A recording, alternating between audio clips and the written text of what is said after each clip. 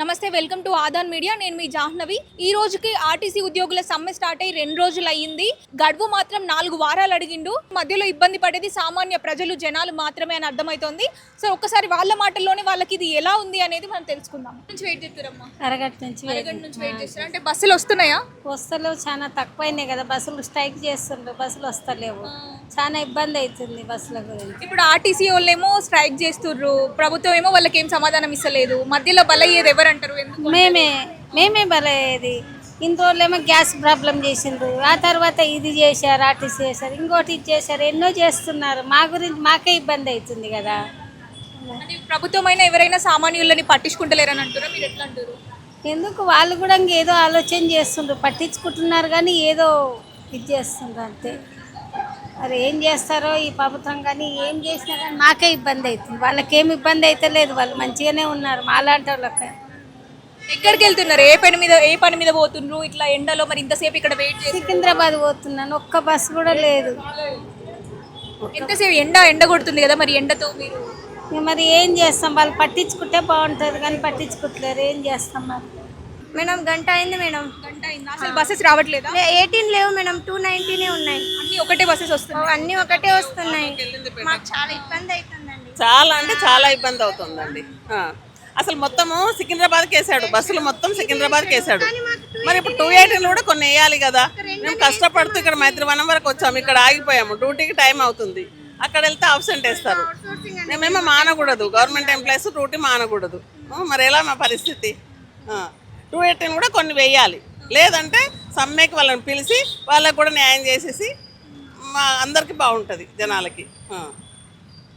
అదే 218 కోసమే వెయిట్ చేస్తున్నాం మేడం. సో మరి ఈ సమ్మె ఇంకా 4 వారాల వరకు, అంటే అంతవరకు గడువు అడిగినరు కదా, మరి అంతవరకు చాలా ఇబ్బంది పడతారు జనాలు, ఇబ్బంది పడతారు. రేవంత్ రెడ్డి గారు అందరినీ సమంగా చూసి వాళ్ళు న్యాయం చేసి సమ్మెను విరమించేలాగా చేయాలని కోరుతున్నాం. కంటే 53 రోజులు స్ట్రైక్ చేసినప్పుడు కేసీఆర్ నేర్పికారు, ఆడు యూనియన్ వచ్చేసాడు. ఏమో జీతాలు లేక డ్రైవర్లు చచ్చారు. ఎవడో ఆడవాళ్ళు ఫ్రీ అడిగారు, ఎన్ని ఫ్రీ ఏమని? మినిమం 20 రూపాయలు పెట్టాలి, 30 రూపాయలు పెట్టాలి మినిమం. సెక్రటరీ ఎంప్లాయీలు, బ్యాంక్ ఎంప్లాయీస్ ఎంతోమంది లక్షల రూపాయలు ఐటీ ఎంప్లాయీ ఫ్రీగా తిరుగుతున్నారు. వీడికి ఏమో పోయే కాలం, వీడికి ఇంత ఇబ్బంది పెడుతున్నారు పబ్లిక్ని. మొత్తం గవర్నమెంట్ చాలా ఇబ్బంది అవుతుంది. నిన్నటి నుంచి మాకు బస్సులు లేక, ఉన్నోడు ఆటోలలో పోతాడు, లేనోడు ఎట్లా పోవాలి? నుండి బస్సులు లేవు.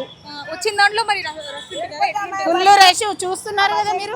కొన్ని ప్రైవేట్ బస్సులు వేసినామని చెప్పేసి గవర్నమెంట్ చెప్తుంది కదా. కొన్ని నడుస్తున్నాయి, అదే 10 బస్సులకు ఒక బస్సు 10% అంటే మనకు 10 నిమిషాలకు రావాల్సిన బస్సు ఏమవుతుంది?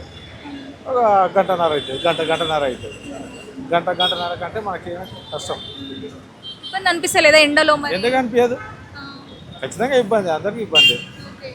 కానీ ఇవన్నీ తెలిసిన ఇబ్బందులే కదా. రాంగ్ కమిట్మెంట్, జనాలు కమిట్ అవుతున్నారు కదా. ఆయన సీఎం కాకముందే చెప్పిండు, మోసపోనికి రెడీగా ఉన్నాడు, నా మోసం చేయడానికి నేదాన్ని.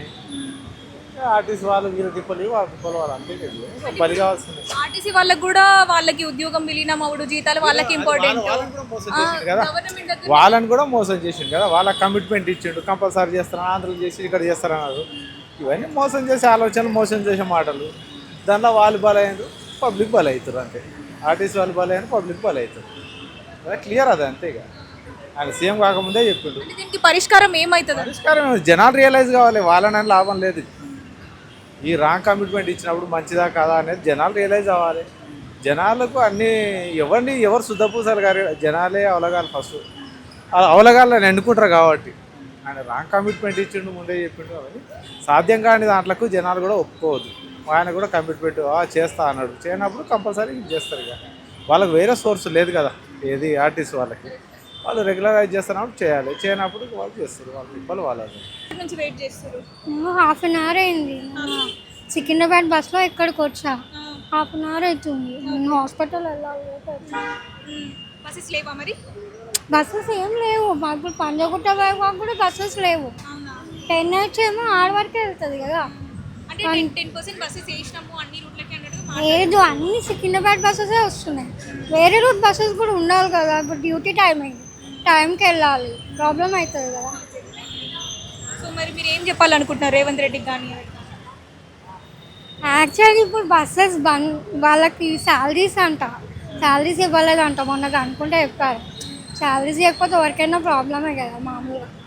అది వాళ్ళతో మాట్లాడి ఒకసారి కూర్చోబెట్టి కరెక్ట్గా ఏదో ఒకటి డెసిషన్ సొల్యూషన్ వాళ్ళకి ఇస్తే అయిపోతుంది కదా. అయితే గవర్నమెంట్ దగ్గర కూడా ఇప్పుడు బడ్జెట్ ప్రాబ్లం ఉంది కదా మరి.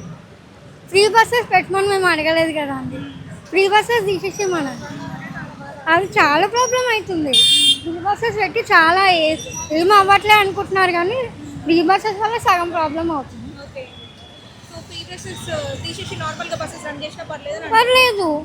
ఇప్పుడు ఏంటంటే చాలామంది మిస్యూజ్ చేసుకుంటున్నారు యాస్పమ్ని. ఇప్పుడు డ్యూటీకి పోయే వాళ్ళు వెళ్ళాలి డైలీ. డ్యూటీ లేని వాళ్ళు ఇంట్లో ఉండే వాళ్ళు ఎక్కువ తిరుగుతున్నారు. ఇప్పుడు ఫ్రీ కాబట్టి వాళ్ళు అంటే అందరు చేస్తున్నారని నేను అనట్లేదు. But some people are like that. కొంతమంది చేస్తున్నారు. అది యూజ్ చేసుకోవాలి అంటే కానీ దాన్ని మిస్యూజ్ చేసుకోవాలి. అది సో గవర్నమెంట్కి ఏం చెప్దాం అనుకుంటున్నారు? ఏం లేదు, ఈ స్ట్రైక్ అయితే ఎక్కువ రోజులు ఉండేలా చూసుకోవద్దని చెప్తున్నాను. ఫస్ట్ వాళ్ళకి ఏదో సొల్యూషన్ ఇస్తే వాళ్ళకు కూడా బాగుంటుంది. మళ్ళీ బస్సెస్ వస్తే ఇప్పుడు డైలీ వెళ్ళే వాళ్ళకి కూడా మెయిన్ ఢిల్లీ వెళ్ళే వాళ్ళకే ప్రాబ్లం. వాళ్ళైతే ఎట్లయినా వెళ్ళాలి. నుంచి వెయిట్ చేస్తున్నారు. Half an hour half an hour అయిందా? బస్సెస్ వస్తున్నాయి అసలు? సికింద్రాబాద్ వస్తున్నాయి, హైదరాబాద్ వస్తారు. వస్తలేదు. ఇప్పుడు మీరు ఏదైనా పని మీద వెళ్తున్నారా? డ్యూటీకి వెళ్తాం. అవునా? ఎండలో వెళ్తున్నారు మరి ఇంతసేపు వెయిట్ చేసుడు, మా డ్యూటీకి టైం అదంతా ప్రైవేట్ డ్యూటీ ఏం చేయాలి? ఎట్లా అంటారు అంటే ఇప్పుడు ఉద్యోగులేమో ఆర్టీసీ ఉద్యోగులేమో వాళ్ళ కోసం వాళ్ళు సమ్మె చేస్తున్నారు. ప్రభుత్వం ఏమో వాళ్ళతో చర్చలు చేస్తుంది. మధ్యలో బలయ్యేది మరి సామాన్యులే కదా మరి. సామాన్యులు గవర్నమెంట్ ఇంట్రెస్ట్ తీసుకొని కొద్దిగా బస్సులు పెంచాలి. అప్పుడు ఏమైనా పబ్లిక్ ఈజీ ఉంటుంది. అయితే ఈ సమ్మె కారణంగా మగవాళ్ళు కూడా ఫ్రీగానే వెళ్తున్నారంట, కండక్టర్ లేరంట బస్సు. లేదు, కొన్నిట్లో లేదు. అయితే నాకైతే పాస్ ఉంది. ఓకే. కండక్టర్ వాళ్ళు పెట్టలేదు, తప్పు వాళ్ళు. దీనివల్ల సామాన్య ప్రజలకు ఎట్లా ఎఫెక్ట్ అవుతుంది అంటారు? ఫుల్ పబ్లిక్ ఉన్నది, ఏది వచ్చింది చాలా ప్రాబ్లం అవుతుంది. మరి ఆల్టర్నేటివ్స్ ఇప్పుడు మనకు మెట్రో ఉంది, ఇంకా బయట మెట్రోలో కూడా ఫుల్ ఉన్నది. ఇక అందరు మెట్రోలో వెళ్ళలేరు కదా. మెట్రోలో కూడా ఇక మెట్రో డైరెక్ట్ ఉంటే మెట్రో పోతుంది. ఒక్కొక్క స్టాప్ అంటే ఇక మెట్రో పోవడం. ఇంకెన్ని రోజులు ఇది ఇట్లా ఉండొచ్చు అనుకుంటున్నా? దీనికి మరి పరిష్కారం ఏమైతే బాగుంటుంది అంటే? ఏం మరి ఎన్ని రోజులు అవుతుందో రోజు రోజు న్యూస్ చూసుకోవాలి. అంటే 4 వారాల గడువు అన్నట్టుగా వాళ్ళు మాట్లాడిండ్రు. మరి ఆ 4 వారాలు ఇట్లనే ఉంటే సిచ్యువేషన్ ఎట్లుంటుంది అంటే అసలు ఎండాకాలం చాలా ఘోరం ఉంటుంది. ఏదో ఒకటి ఆల్టర్నేట్ చేయాలి గవర్నమెంట్. చూసారు కదండి, ఇది పరిస్థితి. ఏది ఏమైనా సామాన్య ప్రజలు మాత్రం ఖచ్చితంగా ఇబ్బంది పడుతున్నారు. ప్రభుత్వం వెంటనే దీని గురించి ఏదో ఒక డెసిజన్ తీసుకోవాలి అని చెప్పేసి వాళ్ళు డిమాండ్ అయితే చేస్తున్నారు. సో మొత్తానికైతే నేను ప్రభుత్వంకి ప్రజలందరి తరఫున చెప్పేది ఒకటి, ఇది ఏదైనా ఉంటే కొంచెం తొందరగా క్లియర్ చేయండి. ఎందుకంటే ఫ్రీ బస్సు ఉండడం వల్ల ఎంత ఇబ్బంది అయిందో, ఇప్పుడు బస్సు లేకపోవడం వల్ల ప్రైవేట్ బస్సులను పెట్టి మరి ఒకే రూట్లో బస్సులు నడిపించడం వల్ల కూడా ప్రజలు చాలా ఇబ్బంది అయితే పడుతున్నారు. వీలైనంత త్వరగా దీన్ని మాత్రం సాల్వ్ చేసే ప్రయత్నం చేయండి.